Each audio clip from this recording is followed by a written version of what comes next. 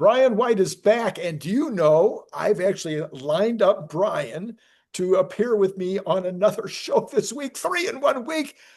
How can you believe my luck on that one? But I can't. so sometime over the weekend, we are going to do a show about the Redwood facility where Brian visited. And he told me all about it. And it's super exciting, super fun. Can't wait to have that discussion with Brian for the weekend. All right. I We're will tease it a little more and say teasing. I am genuinely excited about it. And I had a gentleman on X telling me, oh, we can't scale batteries and electricity. We got to go heavy into fossil fuels. And I said, I've seen things that you have not seen, and I'll have videos about them. So stay tuned. He's like, yeah, but it just can't scale. I'm like, I've I've seen things. And someone even responded to him saying, Brian went to the Redwood Materials event. It's like, yeah, Yeah, I did. yeah, So yeah. we'll cover that. All right, we'll cover that. Okay, good. Well, Brian, nothing else matters this week, apparently. That's what I'm being told, other than the predictions about the shipments of vehicles that will be coming out on Wednesday, and also the what do you call it? The deployments of the battery, the mega packs. So Yes. I don't know if you're making any predictions about the deployments, but you commonly make predictions about shipments and or production. Have Mhm. you made any such predictions, and how do yours compare to others? I haven't seen others. I think Wall Street's at 400,000. I've seen some very pessimistic numbers that are much, much lower, that are even lower than last quarter. Yes. And I don't know. Um, I would assume that if you're making a projection like that, your head is so far up the sand that you need a snorkel just to breathe. But that's typical for a lot of these Wall Street fellas. Uh, Last quarter deliveries were, I'm looking now, 323, 800. So 324. This quarter, I project they will be higher than 324. And we know that because China appears to be ramped well, not going to be a best quarter ever, but they're lining it up to get to a best quarter ever because the vehicle's simpler to build than ever before. Fremont appears to be moving pretty well. Texas a little slower. Uh, the plant in Berlin, a lot of people really pointing out, boy, Germany, Tesla sales are down and it's brand damage. And I don't know if you know this, but Elon has damaged the brand so much that even Porsche can't sell gas cars. That's serious brand damage. Guys, you might need to zoom out and look at the picture a little differently.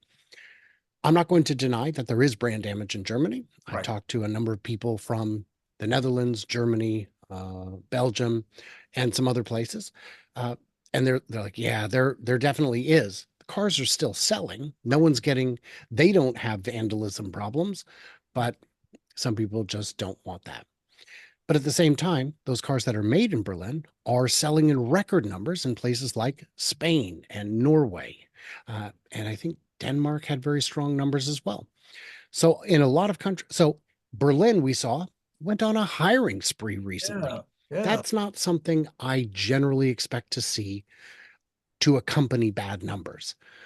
My prediction is, and I don't have the final number yet, but it's going to be in the, and when is this video running? Oh my gosh, this is This your will run second on video. Tuesday. On Tuesday. Tuesday. That'll be fine. That'll be fine. Um, my prediction is it will fall short of 400,000, but not catastrophically. I'm thinking probably 20% over last quarter, which would put us in the like 375 range, All right. which is still pretty anemic, but uh, there's also, you know, supply distribution issues to work through. Once the factories are ramped, you can't start the delivery waves until you have the product to ship.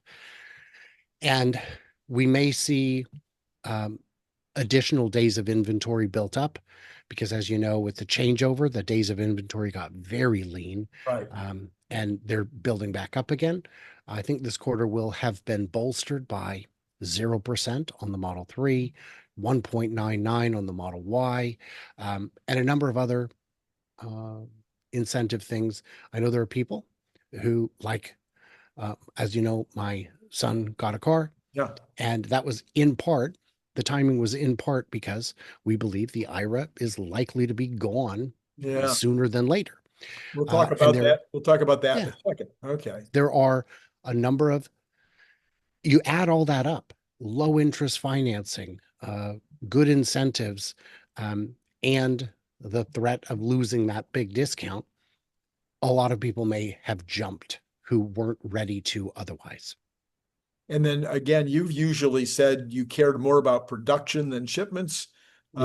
So are you thinking production's around the same, or you think it's No. So 345 was the production last quarter. I think the production is likely to be over 400. over 400? Okay, so Yeah, I think like barely, like 402 maybe. Okay, so like about 25,000 additional inventory coming in. No, like 60,000 more than last quarter. So that'd be about 15, 18% more production than last quarter. Okay. And we also know Cybertruck S and X sales have been soft. So those aren't contributing meaningfully in the way that certainly I had hoped they would. And I imagine you hope that as well. Right. And what about deployments? Are you making any predictions about deployments? Not material ones, just directional. Okay. It's going to be up. We've got Shanghai is definitely fully ramped. And the one, oh, yes. Oh, for sure. I mean, there's no such thing as fully ramped in Tesla world. But yes, there are no obstacles. It's been open long enough, and China moves very quickly. They don't have a problem getting cells because the cells come from down the street. And the benefit in China is permitting is more predictable. There isn't a patchwork quilt of nonsense like you often deal with in every part of the US. Some places are very easy. Some places are an absolute nightmare. It can take 3 years. In China, the planning is more central. The process is more predictable, and the deployments take place more quickly. Interesting tidbit I learned. Now, this is an anecdote. This is a factoid because I didn't verify it. But as it was explained to me, one reason the permitting process works so quickly in China is you get an engineer, a certified PhD kind of engineer to certify your project. You submit that and they just rubber stamp it. And if it collapses, if people die, that engineer goes to prison. So you don't get signatures for nothing. You gotta, I mean, that guy, it's my whole life on the line when I sign off on this. Right. And so but it speeds things up. It gives the client the control over their timeline, not the bureaucrats. And of course, there's pros and cons to that. It's a different philosophy. So I expect to see not just good numbers out of China for production, but actual deployments with actual revenue to back it up because it's shipping domestically with a good domestic supply of all the pieces needed, and the money comes in quicker. We do not have the new plant in Houston running yet, but it will be. Is it Houston or Dallas? It's Houston. Near Houston. Yes, near Houston. That one is not yet operational. We may see some activity out of it by the end of the year, but it remains to be seen. And that would coincide with the manufacture of Tesla's own LFP batteries. We saw that that's happening, but none of that's happening yet. And even if they start making them and shipping them in Q4, we're not going to see any revenue. But the Lathrop plant is still increasing their output from fully ramped to a bit above fully ramped. We saw that they now have replaced a whole lot of the people with robots because it is a repetitive task and we move the kind of volume that we need to move. So these megapacks started contributing meaningfully a few years ago, and they're still getting bigger. All right. I've projected 12.5 gigawatt hours, and which would be a little over 3 billion worth of product. But now I'm sorry, would you say then 12.5? 12.5. I think our best was around 10, right? 9. I don't recall. Yeah. I just know that with 12.5 gigawatts, you could time travel 10 times. I mean, it's valuable. All right. Now I'm going to do a very long setup. Oh boy. For a minute, you're going to have to pretend like You're just a bump on a log. So I'm sorry, but it takes a long time to set this one up, and then I'm going to turn you loose. Okay, so here we I'm go. ready. All right, the concerns of OC. Yeah.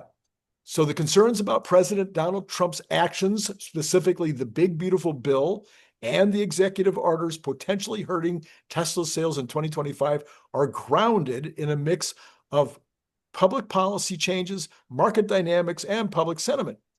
Below, Grok will break down the key factors, their potential impact on Tesla, and his analysis of his or her analysis on whether these concerns are justified, drawing on available data and trends. So, key factors: elimination of the EV tax credits. The BBB, as referenced, posts on X and news reports, proposes ending the $7,500 federal EV tax credit by September in the Senate bill, as compared to the House bill, which was going to end it in December. So this would have an impact, obviously. So that's number one. Number two, potential impact negative. And now analysts estimate the tax credit accounts for 19% of Tesla's 2024 earnings before interest and taxes, and its elimination would create a $1.2 billion profit headwind. For consumers, the loss of the credit effectively raises Tesla's vehicle price by $7,500 or 30% of its U.S. Sales.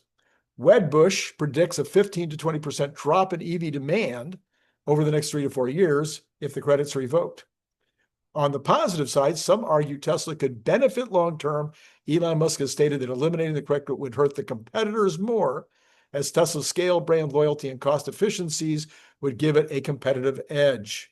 Wedbush notes Tesla's unmatched scale could give it an advantage in non-subsidy environment, especially if competitors like Rivian and other companies struggle because of it. And they say the short-term impact is likely negative, as the credits removal could deter some buyers. Certainly, they might be positive in the first quarter. If it ends in September, we might see your son's situation, lots of people rushing to get it before it goes away, but then it could be dampened or problematic in the fourth quarter. Go. All right. Well, I was taking notes this whole time. I muted myself so you wouldn't hear me typing. The EV tax credit is not only slated to be repealed, but replaced with a tax.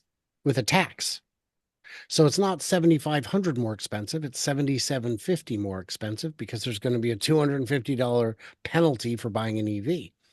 It's fun. It's interesting. In terms of, Is that both on the House and the Senate bill, or do you know?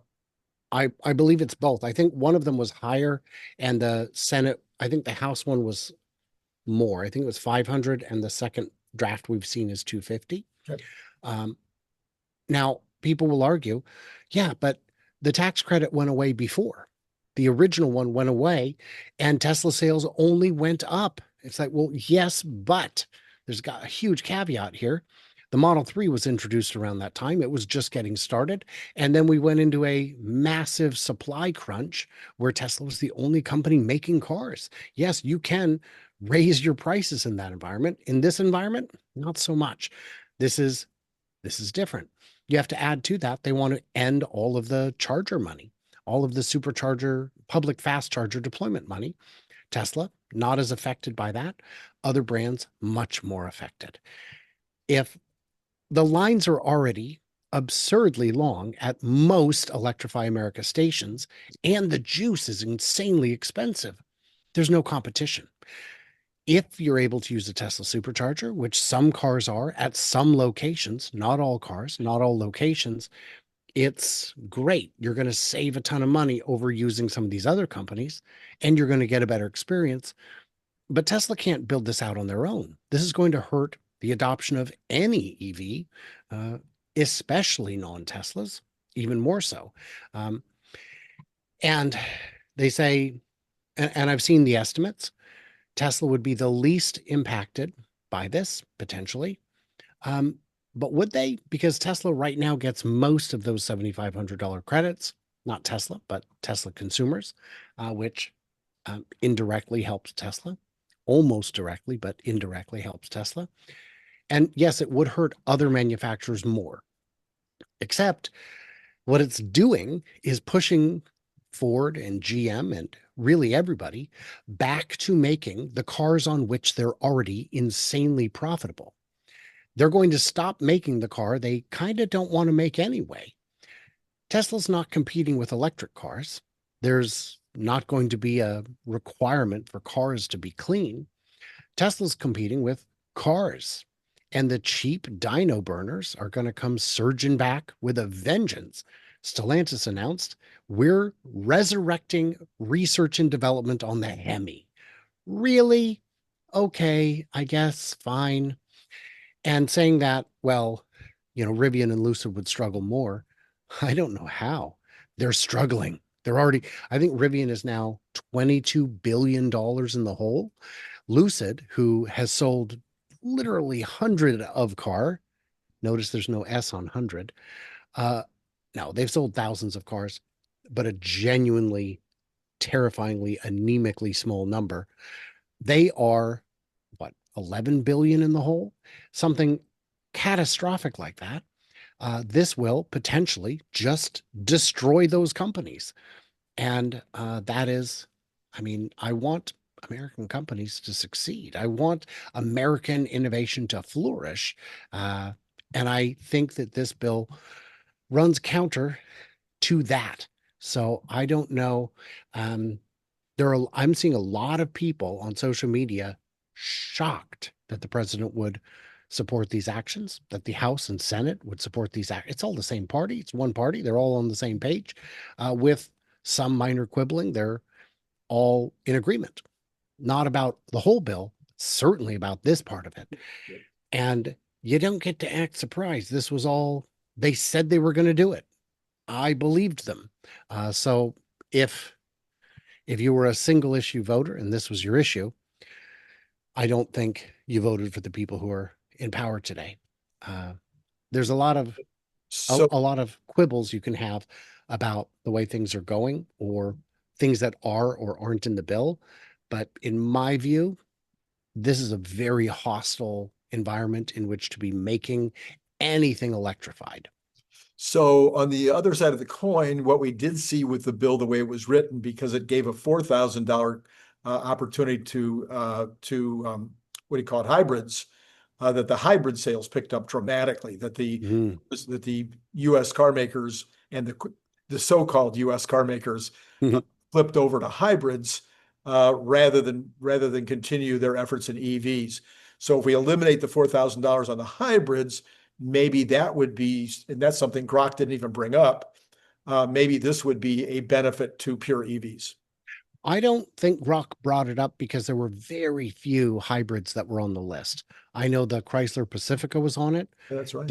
There might have been the Jeep Renegade, but there were very, very few. So they weren't qualifying because they still had the battery sourcing requirements. Yeah. This move to away from electrification has resulted in a number of battery factories that were being built, being canceled or dramatically scaled back. I'm seeing people who follow politics casually saying, well, this is only fair. If EVs are that good, if solar is that good, if battery systems are that good, they'll stand on their own.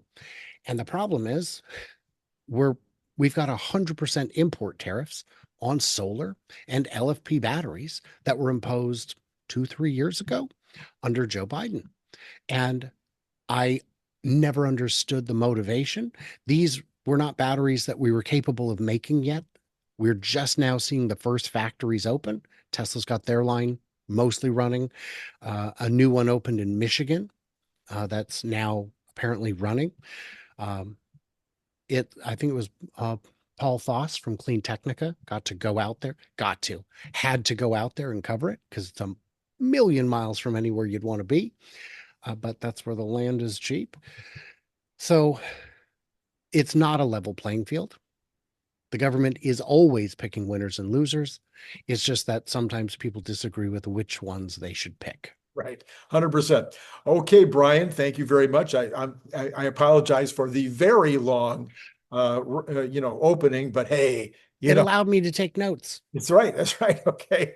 All right. We will now conclude our commentary for today. And we will look forward to our commentary in the weekend, where you'll talk about the redwood side of things, which I think is going to be extremely interesting. It's a game changer. And people should, in the meantime, Yeah. if you haven't had enough Brian between Monday and Tuesday on my channel, you can get more by going over to his channel called Future Aza. Mm-hmm. Find it listed in all the good places. It's been great talking to you.